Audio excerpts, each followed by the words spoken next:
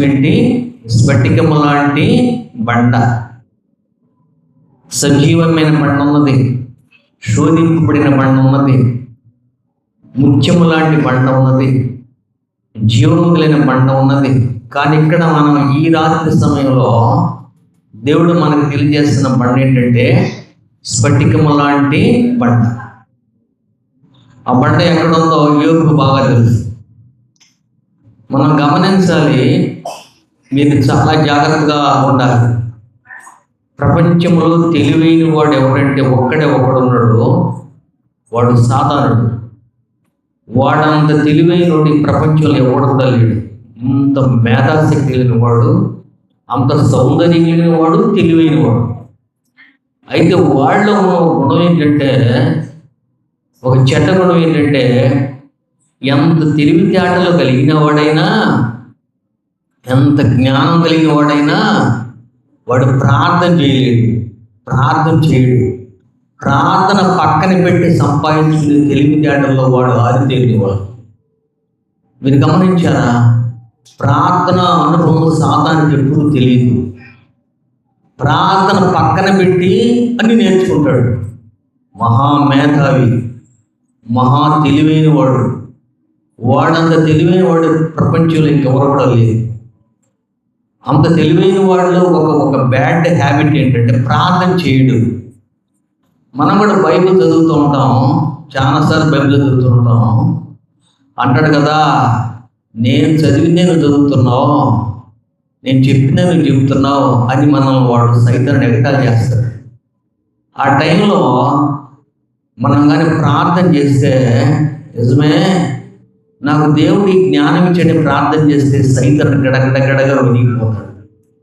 ఎంత బలమైన వాడైనా సరే, ఎంత శక్తిమంతుడు అయినాడా సరే, ప్రార్థన చేసేవో లేదో, నీ నోట్లోంచి ప్రభు మాటలు వచ్చినాయో లేదో, సైతాన్ని గడగడ వినిగిపోతాడు.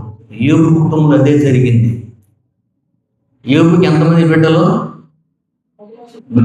10 మంది బిడ్డలు, 3 ఆడపిల్లలు, 7 మగపిల్లలు, వెరసి 10 మంది.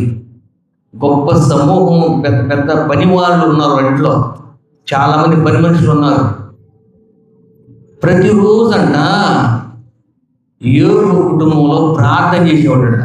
ప్రార్థన ఎవ్రీడే.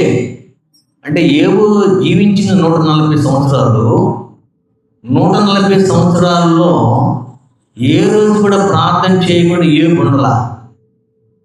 ప్రతిరోజు ప్రార్థన చేస్తూనే ఉన్నాడు. ప్రార్థన పిల్లగా నేర్పాడు, ప్రార్థన వాళ్ళ ఇంట్లో పని మనుషులు నేర్పాడు, ప్రార్థన భార్యకి నేర్పాడు. ప్రార్థనతో జీవితాన్ని ప్రారంభించింది. ఆ యోబుకి దేవుడు ఏమేమి బయలుకొచ్చాడంటే, యోబు నేను నీకు ఒక పర్వతాన్ని చూపిస్తున్నాను, ఆ పర్వతము సముద్ర గర్భములో ఉంది. ఆ సముద్రములో చాలా రకాల సముద్రాలు ఉన్నాయి. దుఃఖ సముద్రం ఉన్నది, ఆనంద సముద్రం ఉన్నది. వాటిలో ఒక సముద్రం ఏంటంటే స్ఫటికము లాంటి సముద్రం. స్ఫటికము లాంటి సముద్రములో పెద్ద పర్వతమే ఉన్నది. ఆ పర్వతం ఏంటంటే స్ఫటికము వంటి పర్వతం. దాని లొకేషన్ ఏంటంటే తెలుసా? ఆ స్ఫటికము యొక్క పర్వతము ఎక్కడ ఉందంటే స్ఫటికము లాంటి సముద్రములో ఉన్నది అని యోబుకు దేవుడు బయలుపరిస్తే, దేవుడు చెప్పిందంతా కూడా యోబు తుంచా తప్పకుండా రాశాడు. యోబు, మనుషులు నీ తరంలో, నీలో ఉన్నవాళ్ళు, నీ కుటుంబంలో ఉన్నవాళ్ళు, నీ సంఘంలో ఉన్నవాళ్ళు, నువ్వు ఆత్మీయంగా కన్న బిడ్డలు, బాప్తిస్మం ఇచ్చిన వాళ్ళు, నీ ఇంట్లో ఉన్న సంఘము, నీ బిడ్డలు అందరూ కూడా దేన్ని పట్టుకుంటారంటే స్ఫటికము లాంటి బండను పట్టుకుంటారు.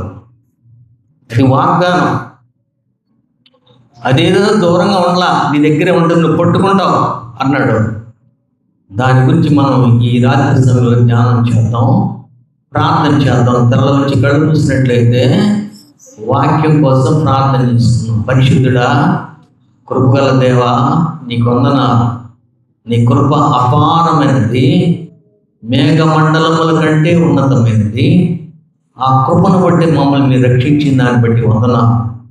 జగత్తు పునాది వేయబడక మునిపే, భూమి రవ్వంతా సృష్టించబడక మునిపే, అనాది కాలము నుండే ప్రభా నీ వాక్యం మరుగైనది ప్రభా.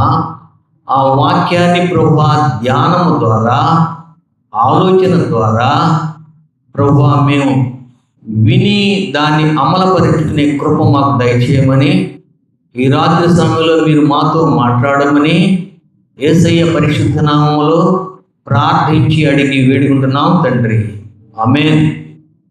మరొకసారి మీ అందరు కూడా వందనాలు తెలియజేస్తున్నాం. అంశం ఏంటి? స్ఫటికము లాంటి బండ. ఆ బండ క్రీస్తే. బండను కొట్టవయా, ఆకలి అవుతుంది కదా. మరి పూరేడు పెట్టలు పడ్డాయి కదా, మాంసం తెచ్చుకున్నారు కదా, వండుకోవాలి కదా, పూరేడు పెట్టలు వచ్చినాయి కదా. ఆ అడవిలో 6 లక్షల మంది ఉన్నారు కదా జనం. 6 లక్షల మంది కావాల్సిన పూరేడు పెట్టలను వచ్చినాయి. వాటిని మీరు తాలింపు వేసుకోవాలి కదా. అది కదా బండను కొట్టన్నాడంట. ఆ బండను కొట్టంగానే బండల నుంచి నూనె వచ్చిందంట. ఏమొచ్చింది? బండల నుంచి నూనె వచ్చింది. నూనె తీసుకుని వెళ్ళి తాలింపు వేసుకున్నారంట పూరేడు పెట్టలు. పిల్లలు ఏడుస్తున్నారు ప్రభు అని ప్రార్థన చేశాడంట మోషే. కొంతమంది బాలింతలు ప్రభు పిల్లలు సరిపోయినంత పాలు లేక ఏడుస్తున్నారు ప్రభు అని ప్రార్థన చేస్తే కింద బండ కొట్టమన్నాడు. బండను కొట్టగానే బండల నుంచి పాలు వచ్చినాయి అంట. పాలు అందరూ తాగారంట, పసిపిల్లలు మొత్తం తాగారంట. కనుక బండలో సమస్త ఐశ్వర్యములు సంపదలు ఉన్నాయి. కానీ ఇక్కడ ఈ బండలో ఏమైనా స్ఫటికము లాంటి బండ. దీని లొకేషన్ ఏంటి? ఇది ఎక్కడ ఉంది? దీని స్థానం ఎక్కడుంది? సముద్రములో లోపల స్ఫటికము లాంటి సముద్రం ఉన్నది. ఏ సముద్రం అండి? స్ఫటికము లాంటి సముద్రము స్ఫటికము లాగా ఉన్నది. చాలా గొప్ప మాట కదా. మరంట 6 లక్షల మందిని మరి నడిపిస్తున్నప్పుడు మోషే ప్రభు అది ఏంటి ప్రభు అని అడిగాడంట. అది సముద్రము. ఏ సముద్రం ప్రభు అని అడిగాడంట. అది స్ఫటికము లాంటి సముద్రము. ఆ సముద్రము లోపల స్ఫటికము లాంటి మౌంటైన్ ఉన్నది, పెద్ద పర్వతం ఉన్నదనంట. మనకు తెలీదు, మనకు కొంచెమే తెలుసు. కానీ మోషేకి తెలుసు, యోబుకు తెలుసు. ప్రభా మేము నడుస్తున్నాం కదా, అది తెల్లగా కనిపిస్తుంది కదా, ఆ తెల్లగా కనిపిస్తుంది అదే సముద్రం ప్రభు అని అడిగాడంట. స్ఫటికం లాంటి సముద్రం. ప్రకటన గ్రంథము 4వ అధ్యాయము 6వ చదువుకున్నాం. ప్రకటన గ్రంథము 4వ అధ్యాయము 6వ చదువుకున్నాం. మరియు ఆ సింహాసనం ఎదుట స్ఫటికమును పోలిన ఎలాంటి సముద్రం అండి? గాజు వంటి సముద్రము ఒకటి ఉండెను అన్నాడు మోషే. ప్రభు గాజులాగా గాజు అంటే రిఫ్లెక్షన్ అవుతుంది. ఫ్లైట్ల మీద బళ్ళు వెళ్ళేటప్పుడు, ఏరోప్లేన్ వేసేటప్పుడు దాని ఫ్రంట్ లైన్లో మందపాటి లెన్స్ బిగిస్తాడు. అలాగే ట్రైన్లో పోతున్నప్పుడు డ్రైవర్ ముందు మందపాటి లెన్స్ బిగిస్తాడు. అవి పగలకో ఆ లెన్స్లో నుంచి ప్రయాణం చేస్తారు. ఎక్కడ ఏముందో తెలియజేస్తుంది. హై మౌంటైన్ కంటే చాలా ఎత్తులో విమానాలు ప్రయాణం చేస్తాయి.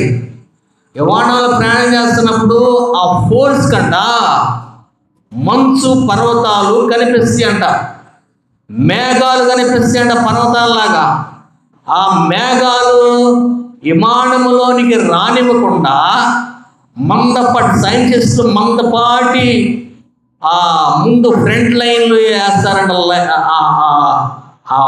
లెన్స్, గాజు వంటి లెన్స్ వేస్తారంట.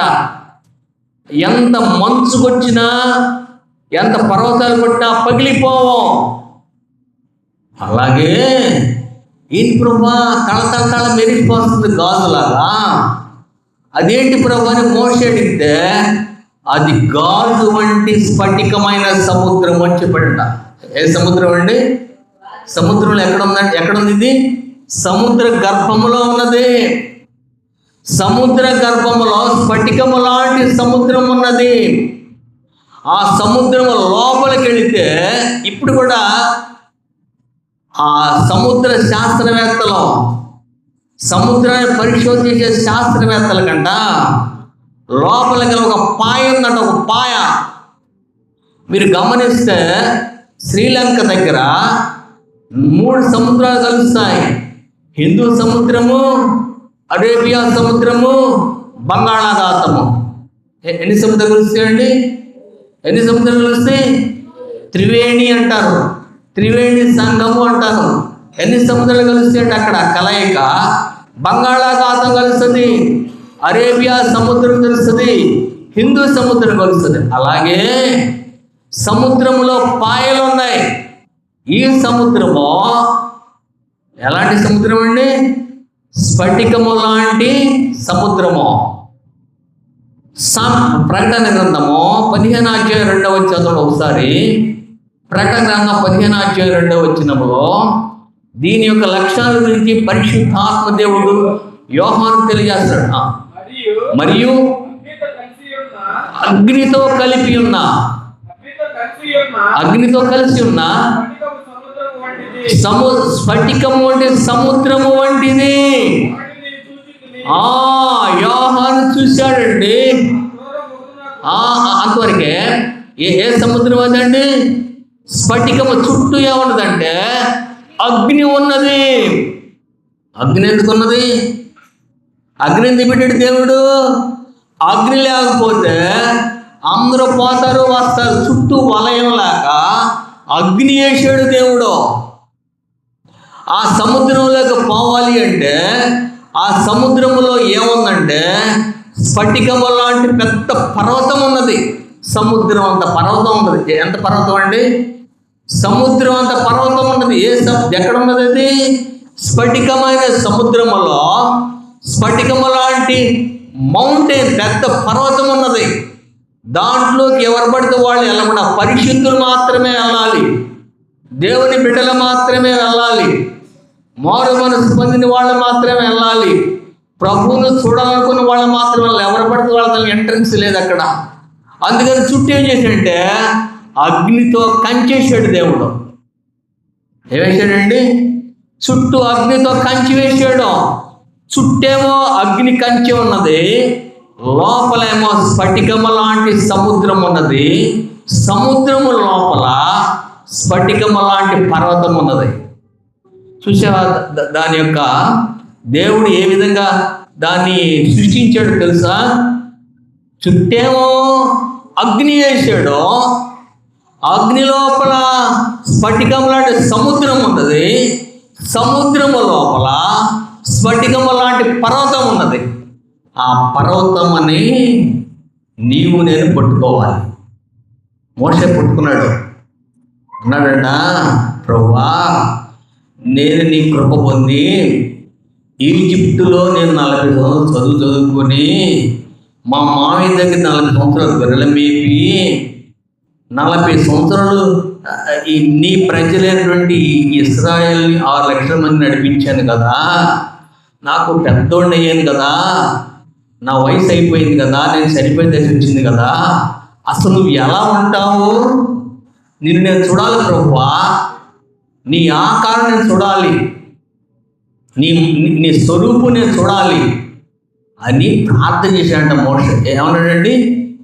ప్రభువా నువ్వు మేఘంలో ఉండి మాట్లాడుతున్నావు, ఆకాశంలో ఉండి మాట్లాడుతున్నావు, పర్వతం మీద ఉండి మాట్లాడుతున్నావు, అంతేగాని నేను చూడలా.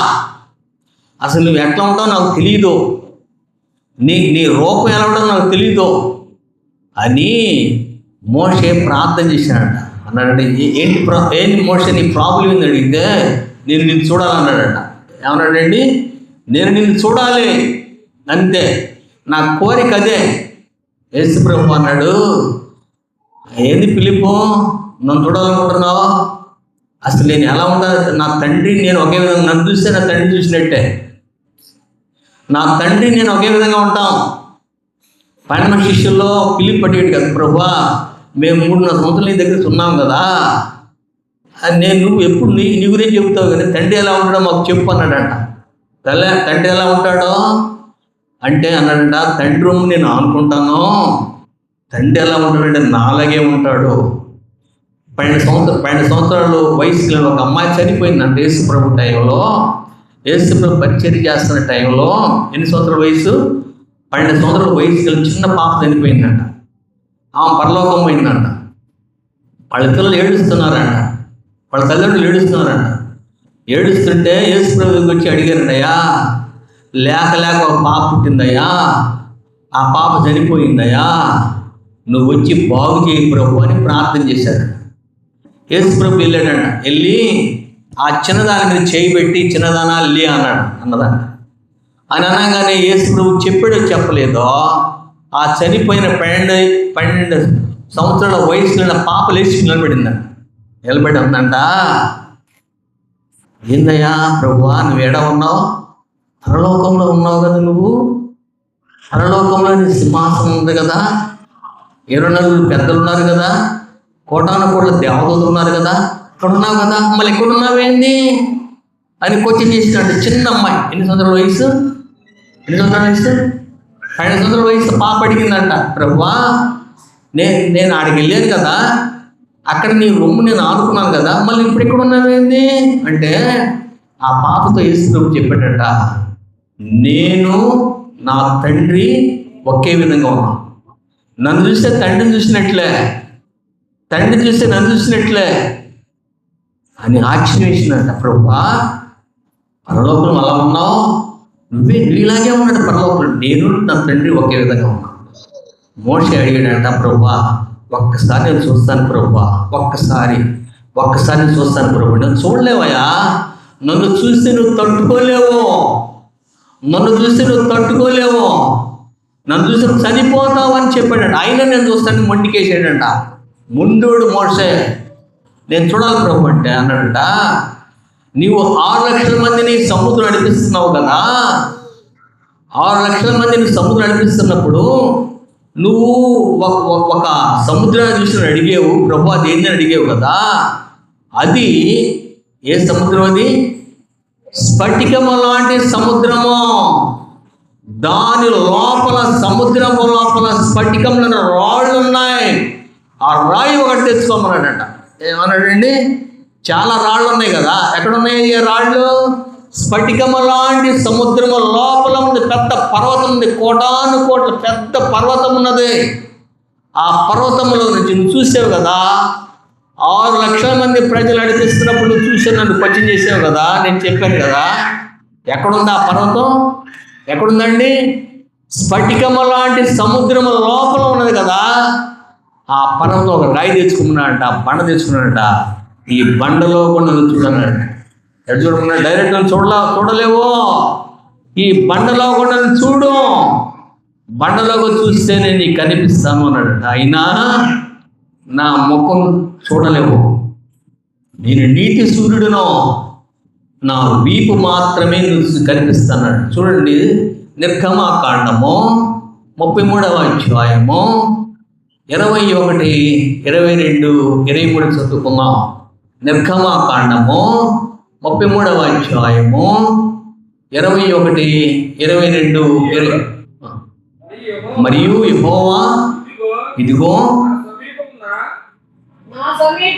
నా సమీపమున ఒక స్థలం ఉన్నది, నీవు ఆ బండ మీద నిలవవలెను, నా మహిమ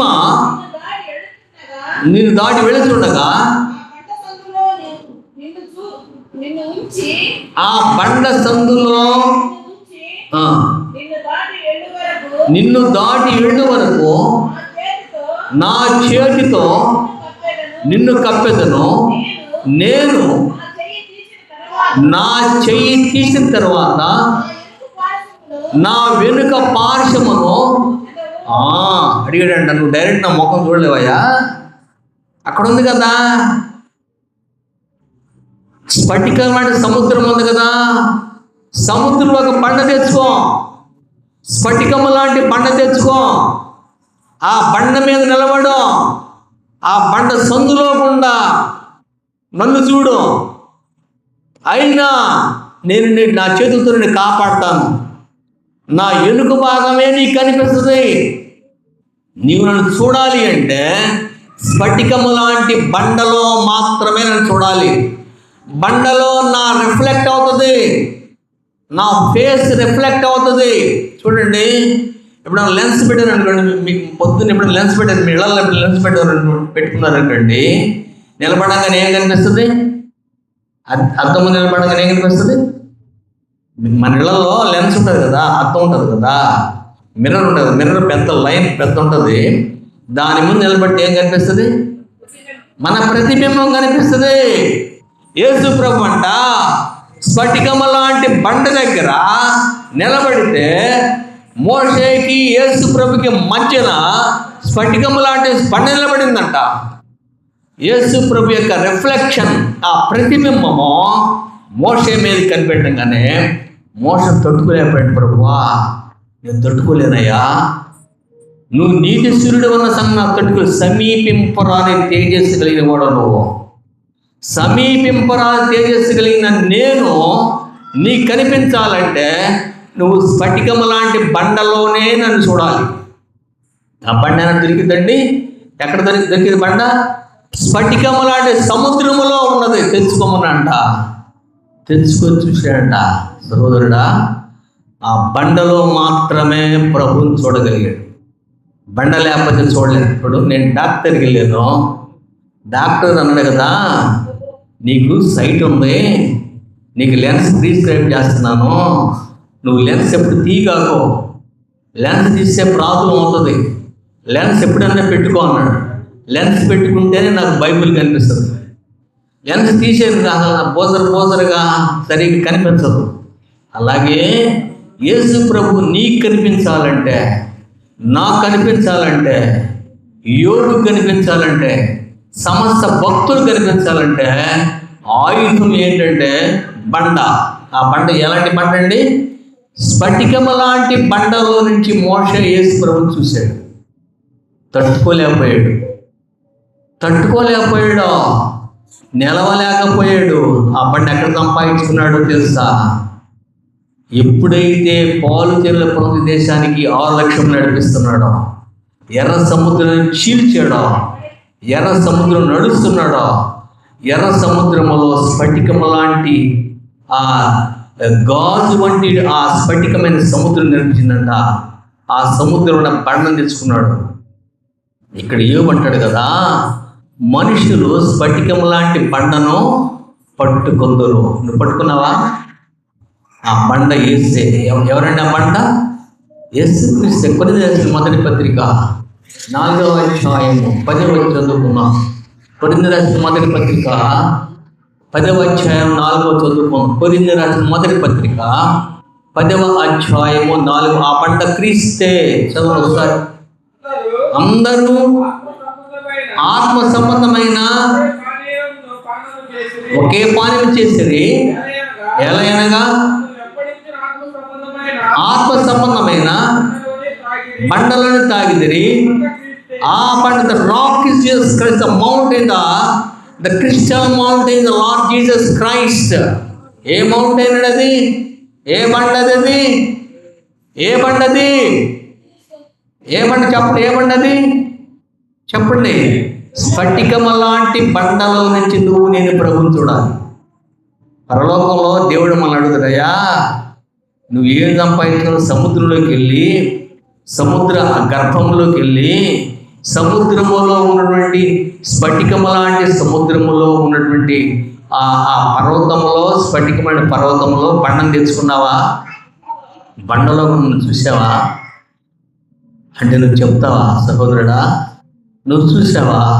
ఇక్కడ చూసి మోషే చెప్తున్నాడు, చూశాను. అందరూ చూశారంట, ఇశ్రాయేలు ప్రజలందరూ చూశారంట. బండ లేకుండా యేసు ప్రభువుని చూడలేవు, లెన్స్ లేకుండా నీవు చదవలేవు, కళ్ళకి లెన్స్ లేకుండా నువ్వు ఏది చదవలేవు. అలాగే ప్రభువుని చూడాలండి ఏ బండ అయి ఉండాలి? అది ఏ బండ అండి? మీరు చెప్పాలి అందరూ, ఏ బండ అది? స్ఫటికం లాంటి బండ. ఈ స్ఫటికం లాంటి బండ అంట యోగంట పరలోకం పంపించాడంట. ఎంత వాక్యమైనటువంటి స్తుతితో పగలగొట్టి ఆ బండని, ఏ స్తుతితోటి? వాక్యం అనే స్థితితో పగలగొట్టి ముక్కలు ముక్కలు చేసి ఆ పరలోకము పంపించాడంట. ఆ బండని పరలోకంలో దేవుడు ఆ బండతో పరలోక పట్టణం కట్టాడంట. ఏ బండతోనండి? ఒక ఫ్యాక్టరీ కట్టాలనుకోండి, ఒక ఇల్లు కట్టాలనుకోండి, కొండరాళ్ళు తెచ్చుకుంటాం, బ్రిక్స్ తెచ్చుకుంటాం. అలాగే యోబు తన ఇల్లు కట్టుకోవడానికి పరలోకంలో, ఎక్కడండి? ఎక్కడ? పరలోకంలో యోబు ఇల్లు కట్టుకోవడానికి, మోషే ఇల్లు కట్టుకోవడానికి, సమస్త ప్రవక్తలు ఇల్లు కట్టుకోవడానికి యేసు ప్రభువు చెప్పాడు, నా మాటలు విని వాటి చొప్పున చెవి ప్రతివాడు బండ మీద తన ఇల్లు కట్టుకున్న బుద్ధిమంతుని పోలి ఉన్నాడు. ఏ బండ అది? ఏ బండ? స్ఫటికం లాంటి బండ మీద నువ్వు ఇల్లు కట్టుకోవాలి, నేను ఇల్లు కట్టుకోవాలి. స్ఫటికమైన బండలను చేసి ప్రభువుని చూడాలి. ఆ బండ ఎక్కడ ఉందంటే ఆ పర్వతం పేరు స్ఫటికము లాంటి పర్వతము ఎక్కడుంది? స్ఫటికము యొక్క సముద్రము గర్భములో ఉన్నది. దాన్ని నువ్వు తవ్వాలి. వాక్యం అంత తేలిగ్గా రాదు. వాక్యం అంట లోతుగాను, ఏమండి? దేవుని వాక్యం సత్యమున్నది, లోతుగాను బహు దూరముగాను ఉన్నది, లోతుగా ఉన్నది. స్ఫటిక సముద్రము, స్ఫటిక సముద్రము లోపల పర్వతం ఉంది, పెద్ద పర్వతం ఉన్నది. ఆ పర్వతం ఇంకా లోతుగా ఉన్నది.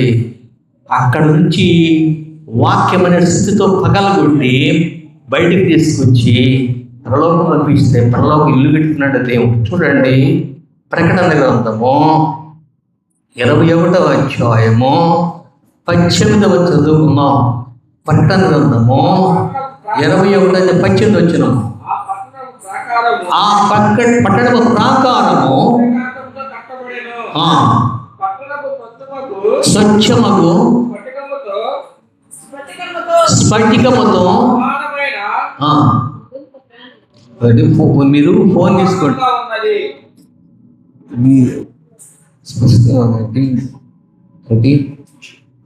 ఆ పట్టణపు ప్రాకారము సూర్యకాంతములతో కట్టబడెను. పట్టణము స్వచ్ఛమగు స్ఫటికముతో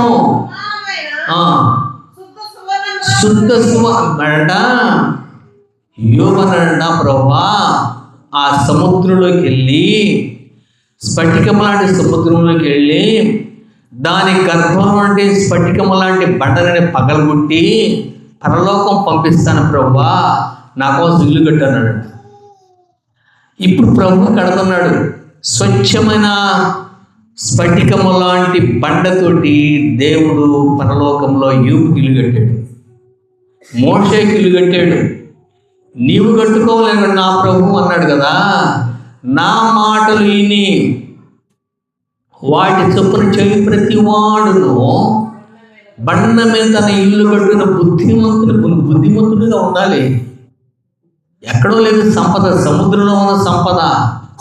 సముద్రం లోపలేమో, చాలా లోపల స్ఫటిక సముద్రం ఉన్నది. స్ఫటిక సముద్రం లోపలేమో స్ఫటిక పర్వతం ఉన్నది. ఆ స్ఫటిక పర్వతాన్ని వాక్యం అనే స్థితితో పగలగొట్టాలి. ప్రతిరోజు పగలగొట్టాలి. నిన్న పగలగొట్టిన సంపద కాదు, ఇవాళ మొదలుపడిన సంపద రేపు ప్రతిరోజు బైబిల్ చదవాలి. నేను చదివాను కదంటే కుదరదు, నేను అన్నదన్నావు కదా, మరి ఎందుకు అన్నదంటున్నావు? లోక సంబంధమైన ఆహారమే కానీ నీకు ఎంత ఆకలి దప్పులు కలుగుంటే పరలోక సంబంధమైన వాక్యం కోసం ఇంకెంత ఆకలి దప్పులు కలిగి ఉండాలి. అందుకే యోబంట ఆ సంపద అంతా పరలోకి పంపిస్తే దేవుడు యోబుకి ఇల్లు కడుతున్నాడు, మోషేకి ఇల్లు కడుతున్నాడట. నీకు ఇల్లు కడుతున్నాడా? నువ్వు కట్టుకున్నావా ఇల్లు? చూడు, అదే సామెతలు, అదే ప్రకటన గ్రంథము 21 చదువుకో మాట ఉంటుంది. 21 దాని 12 గుమ్మములు 12 ముత్యములు, ఒక్కొక్క గుమ్మము ఒక్కొక్క ముత్యముతో కట్టబడింది. శుద్ధ సువర్ణమైన స్వచ్ఛమైన ఏం పోయలేదండి? ఏం పోయలేదు? స్ఫటికమా. ఆ స్ఫటికం అందించాడు యోహాను. యేసు ప్రభు రొమ్మున ఆనుకున్న యోహాను పరలోకంలో దేవుడు చూస్తున్నాడు. యోహానుకు అప్పుడు తెలియలా, ఇప్పుడు దేవుడు బయలుపరుస్తుంటే ఏముందండి? దాని ప్రాకారం అంటే ఏంటి? ప్రాకారం అంటే ఏంటి? చుట్టూ పహరి గోడ. ఇల్లు కట్టుకోవడమే కాదు, ఇంటికి పహరి ఉండాలి. దేవుడు అంటే యోబుకి ఇల్లు కట్టడమే కాదు, ఇంటికి చుట్టూ ఏం చేశాడు? కంచేసాడు. పహరి లేకపోతే ఎవరు బట్టి వాళ్ళు వస్తారు. మన చర్చికి ప్రహరీ లేదనుకోండి, పూల చెట్లన్నీ కూడా వచ్చి గేదెలు మేస్తాయి. అలాగే ఈ పహరీని అడిగాడంట, ప్రభువా నేను లోపలికి వెళ్ళి సముద్ర గర్భంలోకి వెళ్ళి లోపలికి వెళ్ళి ఆ స్ఫటిక సముద్రాన్ని కనుక్కొని స్ఫటిక సముద్రం లోపల ఉన్నటువంటి ఆ స్ఫటిక పర్వతములను పగలగొట్టి నేను రాళ్ళు పంపిస్తున్నాను ప్రభువా, నీకు నా ఇల్లు కట్టు ప్రభువా. నేర్పరి అయిన ప్రధాన శిల్పి అయిన యేసుక్రీస్తు మోషేకి ఇల్లు కట్టాడు, యోబుకి ఇల్లు కట్టాడు. మరి నీ నీ నీ నీ యొక్క రెసిడెన్స్ ప్లేస్ ఏంటి ఒకసారి ఆలోచించుకున్నావా? మన ఈ లోకంలో ఉన్నప్పుడు ఇల్లు లేకపోతే చాలా బాధగా ఉంటుంది. పరలోకంలో ఇల్లు లేకపోతే ఇంకెంత ప్రాబ్లంగా ఉంటుంది నీకు. అదే ఎంతగా మెరుస్తుందంటే ఆ స్ఫటిక సముద్రము చుట్టూ ఏ నీళ్ళు ఉన్నాయంటే చూడు, ఎలాంటి నీళ్ళు ఉన్నాయి? అదొక జల. ఎలాంటి జలం ఉందంటే ప్రకటన గ్రంథం 22 చదవండి. ప్రకటన గ్రంథం 22 మరియు స్ఫటికము వలె మెరయునట్టి ఆ జీవ జలముల నది దేవుని యొక్కయు వరిపిల యొక్కయు సింహాసనం వద్ద నుండి ఆ పట్టణపు రాజు మీద ఎట్లా ఉన్నాయండి? నది నీళ్ళు ఎట్లా ఉన్నాయి? మెరుస్తున్నాయి. ఎలా మెరుస్తున్నాయి? స్ఫటికము మీద మెరుస్తున్నాయి, తేజోమయంగా మెరుస్తున్నాయి. కారణం ఏంటంటే ఆ స్ఫటిక సముద్రములో ఉన్న నీళ్ళు స్ఫటికములుగా తెల్లగా తళతళ నీళ్లు తళతళ మెరవడం ఇప్పుడు చూసారా మీరు?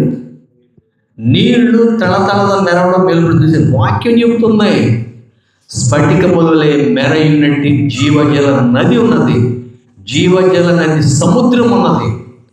అక్కడ నుంచి యోబు సంపద తీసుకెళ్ళి పర్వం. అక్కడ ఉన్న దాగి నీ తెలివితేటలు ఉంటే, వివేకం ఉంటే, ఇక్కడ అంటున్నాడు కదా, పర్వతము లాంటి ఆ స్ఫటికము లాంటి బండను మనుషులు పట్టుకుందరు. పట్టుకున్నావా? కొన్ని పట్టకపోతే కొట్టుకోమని చూసావా? పట్టుకొని చూసావా? ఆ బండ యేసయ్యతో నువ్వు సహవాసం చేస్తూ బండలో ఉన్న సంపదను కొట్టి పరలోకం పంపించాలి. అది మన ఆస్తి.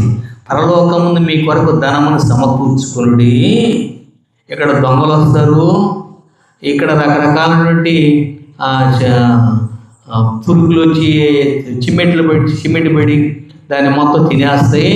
మీరు ఎక్కడ సంపాదించుకుంటానో? పరలోకంలో సంపాదించుకోవాలండి. ఏ సంపద సంపాదించుకున్నాడు యోబు? ఏ రాళ్ళు అండి ఆ రాళ్ళు? చెప్పండి, ఏ రాళ్ళు? స్ఫటికము లాంటి రాళ్ళు. స్ఫటికం రాళ్ళు ఎక్కడున్నాయి? సముద్ర గర్భము లోపల ఉన్నాయి. ఆ లోపల ఆ స్ఫటిక సముద్రము లోపల పర్వతం ఉన్నది. ఆ పర్వతం పేరంటే స్ఫటిక పర్వతము. ఆ పర్వతాన్ని వాక్యముతో పగలగొట్టి పరలోకం పంపించుకున్నాడు. దేవుడు యోబుకి ఇల్లు కట్టాడు, మోషేకి ఇల్లు కట్టాడు. నీకు నాకు ఇల్లు కట్టుకోవాలంటే ఈ లోక సంబంధమైన రాళ్ళు కాదు, ఈ పరలోక సంబంధమైన రాళ్ళు మనకు కావాలి. ఆ బండ యేసుక్రీస్తే. ఆ బండలో నీవు నేను కూడా పునాది, ఆ బండ మీద పునాది వేయాలి. యేసయ్యని అడగాలి, యేసయ్య చక్కగా ఇల్లు కట్టు. నువ్వు ఎంత సంపద పంపిస్తే, ఎంత మరి రాళ్ళు పంపిస్తే అంతగా దేవుని ఇల్లు.